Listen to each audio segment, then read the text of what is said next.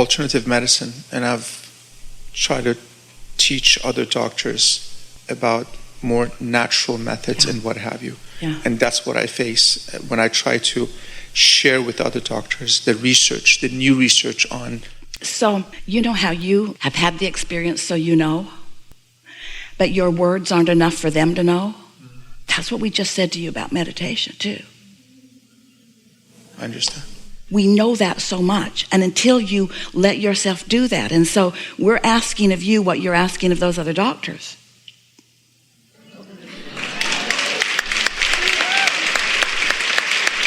Because this is the hardest thing for humans, is that your reality seems so real.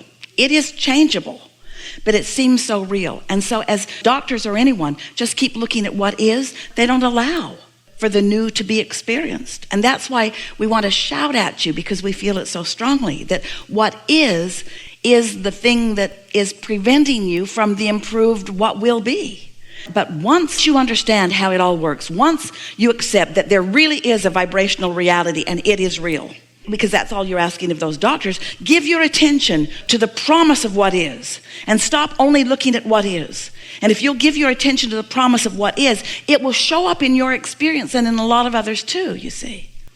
So if we were standing in your physical shoes and we were wanting to express to doctors or anyone who are resistant, we would not practice the thought that there are so many who won't listen. We would practice the thought that there are those who want to hear, and that your inner being knows where they are and is showing them to you. Yeah. We want to say that there isn't anything that we've said to you that you don't know. There isn't anything that we've said to you that you haven't considered. But you've got the hard job, dear humans. You've got the hard job. You're out here in the trenches. Here's the thing, there's a little irony in this. And if you can hear this, it's going to free you in a whole new way. This is the irony in it. You're here living the leading edge, living the manifestation.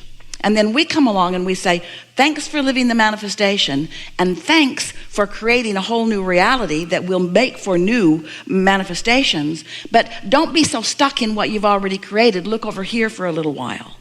And you say, it's difficult, because what's already manifested is so vivid, and what's over there is not vivid. And we say, that's your job. You've got to make the vibrational reality more vivid to you, just by accepting its realness, by feeling for it, by listening for clues from your inner being. And before you know it, that vibrational reality will show itself to you in so many ways. Our best story about this, many of you have heard it so many times you could repeat it back to us. Years ago, Esther was doing a telephone consultation, allowing Abraham to speak with a woman. She was not enjoying the conversation because we wanted to teach her how to create her own reality, and she wanted a fortune teller, more or less. And so we said to her, let's talk about something else, because she couldn't hear us at all, like your doctor friends. So we said, let's talk about blue glass. And it was just so annoying to her. But we persisted, and for over a minute, we described blue glass. Different colors, different textures, different depths of colors. Some you see through, some you can't see through. And she was grumbling all through our conversation. And then we said, now let's talk about something else. Like what? Let's talk about butterflies. That was equally annoying to her. But we persisted. We described butterflies, sizes, colors, varieties. She's still grumbling. Then we said, now let's talk about feathers. She didn't hang up yet, right after. For over a minute, we talked about feathers, and then she was gone. Jerry, who was with Esther at the time, did not hear the conversation. He was in another room. Esther doesn't hear it. When she is allowing Abraham to speak, she doesn't hear it as you hear it, as you're sitting in the room. She listens back if she wants to really hear from her Esther perspective. So they were in San Diego, and they went to La Jolla for lunch. And as they parked the car, they got out of the car, and Esther felt this impulse to go into a store. Now, that's not unusual for Esther, but the timing of it was unusual because they had come for lunch and they were both hungry and ready to eat, and yet Esther is dragging Jerry into this store and in to a very back room, and on the back wall was a wall of blue glass, ceiling to floor. And Jerry and Esther were not either one interested in blue glass, and Esther didn't think anything of it, and Jerry didn't either, and off they went to lunch. They had lunch, and then they went down to the cove in La Jolla, beautiful, beautiful spot, and as they were walking across this apron of grass, a flurry of butterflies so intense that they had to stop talking, which was rare for them. They had to stop talking so that they did not eat butterflies. Esther still did not make the association, and Jerry didn't either. And then a little boy came running from across the way, looking at them, and Jerry said to Esther, "He looks like he knows you." And Esther said, "I know." And he handed Esther a feather when he got up to her. A feather. And so within a couple of hours of these three subjects that hold no resistance in Esther's vibration, within a couple of hours, all three of them had manifested in particularly powerful and unique ways. So the point of the story is, when you think of something with no resistance, it's going to come to you immediately. When you think of something with resistance, to the degree of your resistance, it can't come. So the irony is that the very proof that you seek is all balled up in the beliefs that you hold. And yet law of attraction is at the heart of the beliefs that you hold. So the key to changing beliefs is just to find something off the subject altogether and allow yourself to just hold the thought softly, and then to watch the speed and the efficiency with which the universe provides the ready to be ready to be ready to be ready to be ready to the full-blown manifestation of it, to the full-blown manifestation of it. When you think about it, that's a pretty astonishing story, that three subjects that are rather unique could happen in such profound fashion. In other words, a stranger bringing a feather. How often does that happen to you? Once. Butterflies so intense that you have to stop talking. Maybe not that unusual, but in this particular instance, it was awesome. So many butterflies. So illogical. They weren't anywhere else. They were just following Jerry and Esther around. A flurry of butterflies. Blue glass. A wall of blue glass. Maybe it had been there for 100 years. They didn't know. But how interesting it is that being in the receiving mode, in other words, Esther had no resistance to any of those things. And so all of them, active in her experience, had to be shown to her. It must be its law. If it's active in you, it has to be shown to you. If it's active in you and you don't have a counter activity, it must be shown to you now. That's the key.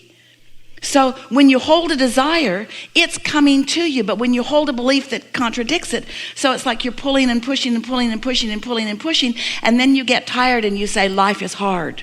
And we say, no, it isn't. And you say, says who? It's hard for me. And we say, we agree, you've got the hard part. You have the hard part because you've got to live the existing reality while we're asking you to focus upon a vibrational reality. That can be seen as hard. We get that. If you believe so much in what is that you can't let something change, then it can't change. Well, it's that pulling and pulling. I mean, Esther wasn't part of that conversation. She didn't know what to expect. She was doing her own thing. Well, she was a part of it in the sense that the words had come out of her mouth. But she was a part of it. She was a part of it in the sense that she had translated the vibration into those. But you're right. That was easy, much easier for her. That woman didn't get any blue glass or butterflies or feathers. She's probably still complaining about Abraham.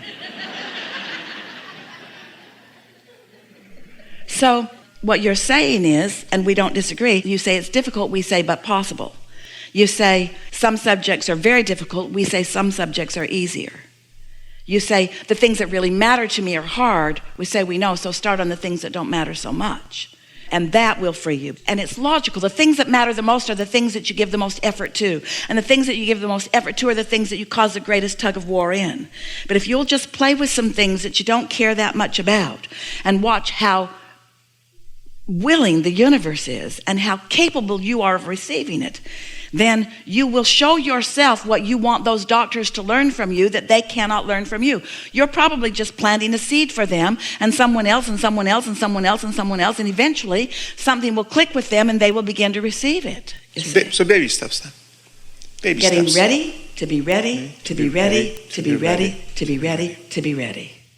And it feels so good in the process. In other words, after a while, you know why we want you to like this idea of being ready to be ready to be ready to be ready? So many reasons, but the biggest one. The reason that we want you to embrace the idea of being ready to be ready to be ready is because you're not ever going to get it done. So something manifests, but a whole bunch of things that you want still haven't manifested. And if you need them to all have manifested before you will allow yourself to be glad, you're not ever going to be glad. You got to be glad here and here and here and here and here and here and here. You got to be glad along the way. A woman told us a story the other day. She wanted to come to one of these gatherings. We were holding it in Chicago at the time. And she really couldn't afford to be there. And so she was visiting with a friend. And they were having a very positive conversation about the seminar, even though she couldn't afford to come. And so they went about their life as usual. They did so many things together, things that didn't cost money, like going for a walk, focusing on the abundance of the universe that didn't cost money. In other words, they were just having a nice time together on a walk, talking about a seminar that she couldn't afford to go to. And she kept saying to her friend, something will probably come up. Something will probably come up. I'll find a way, was the attitude that she had. And so they're walking along. The trail is covered in leaves. And she looks over, and the light is shining just right, and the wind has blown the leaf just right. And she sees something under the leaves, and she reaches in and comes up with a very large diamond earring. Can't possibly reveal, it's too big, but it was. Many thousands of dollars. Right there. Now, those stories sound made up. It happened to her. She told us in the seminar. She came to the seminar and told us the story, that that's what happened to her. There are all kinds of ways for things to come to you, but you've got to be ready to be ready to be ready to be ready. So if she'd been complaining about not having the money and discouraged about not having the money, she wouldn't have been talking to this friend who is optimistic in nature, and they wouldn't have been on that walk. In other words, you can trace those things back both ways. There are so many opportunities that are missed because your pessimism makes you miss them, and your optimism makes you find them. So if you're willing to be glad about the walk, even though you don't have the money, then the walk may lead to something else, may lead to something else, may lead to something else. In the same seminar, another girl telling the same story almost, wanted to come to the seminar in another city, couldn't afford the flight and the ticket for the seminar. A friend of hers said you could fly standby, and gave her the information for the airline that she worked for. And so she gets to the airport and doesn't get on the flight. And then the next flight gets ready to board, and she doesn't get on that flight either. So her friend says to her, they're on the telephone, maybe you could fly to another city, and then there would be a standby flight from that city to Chicago. So she went to the help desk, and she asked the woman, told her what she was trying to do. And the woman said, you're trying to get to Chicago? Wait just a minute. She left, came back. She said, I think I have a flight for you. Gave her a boarding pass, sent her to a gate. When the girl got on the airplane, she was the only passenger on the plane. It was a plane being moved from one airport to another, and no passengers. But because she was ready to be ready to be ready, her timing was just right. She talked to the right person who knew the right thing. She got on the airplane. The flight attendant did the entire safety demonstration just for her. And then the captain came on the plane and said, good morning, ma'am. All kinds of things that are prizes and delights can come to you when you are in a place of letting them in. And that's really the point of this conversation. You got to let it in, because you've already done step one. You've asked. Your life has queued so much up for you. And Source has already done that part, the answering. It's already there. It's already ripe and ready for the plucking. You've just got to find a way to not feel the absence of it. Which means, in many cases, you have to look at something stupid, something that doesn't matter, something that is unimportant to you, something that you don't care that much about.